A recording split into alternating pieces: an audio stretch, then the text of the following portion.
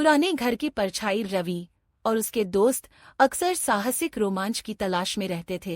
एक दिन उन्होंने शहर के बाहरी इलाके में एक पुराने सुनसान घर के बारे में सुना, जिसे भूतों का घर कहा जाता था।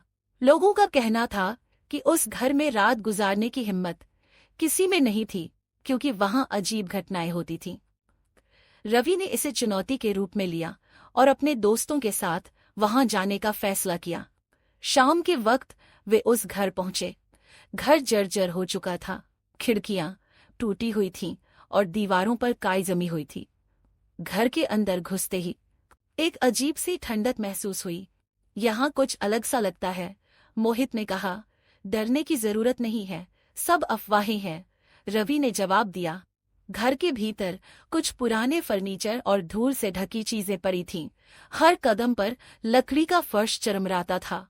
कुछ देर इधर उधर देखने के बाद रवि ने एक कमरे की ओर इशारा किया।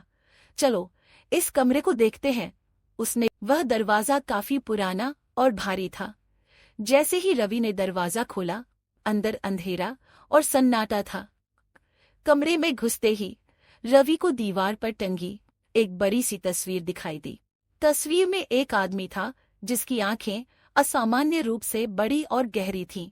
तस्वीर के नीचे लगा शीशा टूट चुका था। रवि ने कमरे का मुआयना करना शुरू किया। तभी उसे लगा कि कुछ अजीब हो रहा है। उसने सामने देखा, जहां कमरे की धूल भरी दीवार पर उसकी परछाई नजर आ रही थी। परछाई अजीब तरह से हिल रही थी, जबकि रवि बिल्कुल स्थिर खड़ा था। उसके पैर जड़ हो गए। उसने गहरी सांस ली और खुद को समझाने की कोशिश की कि यह सिर्फ उसका भ्रम है। लेकिन तभी परछाई ने धीरे से अपनी गर्दन घुमाई और रवि को देखकर मुस्कुराई। वह मुस्कान बेहद डरावनी थी। यह कैसे हो सकता है? रवि बड़बड़ाया। उसने पीछे मुड़कर देखा, पर वहां कोई नहीं था।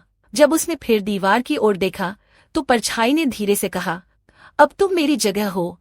अचानक कमरे का दरवाजा जोर से बंद हो गया। रवि के दोस्त बाहर चिल्लाने लगे। रवि के दोस्त बाहर चिल्लाने लगे। रवि के शरीर ने उसकी परछाई अब हंस रही थी।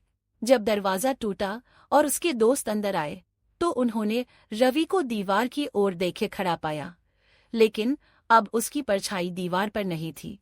रवि ने उनकी ओर पलटकर देखा और अजीब तरीके से मुस्कुराया। वह रवि जैसा दिखता था, पर उसकी आंखों में वही गहराई थी जो तस्वीर वाले आदमी की थी। रवि के शरीर को जड़ता ने घेर लिया। उसका चेहरा सफेद पड़ गया और वह अचानक वहीं गिर पड़ा। बाकी दोस्त डर के मारे चिल्लाते हुए भाग गए। अगले दिन गांव वालों ने देखा कि रवि उसी घर में बैठा था, लेकिन वह अब चुपचाप दीवारों को देखे जा रहा था।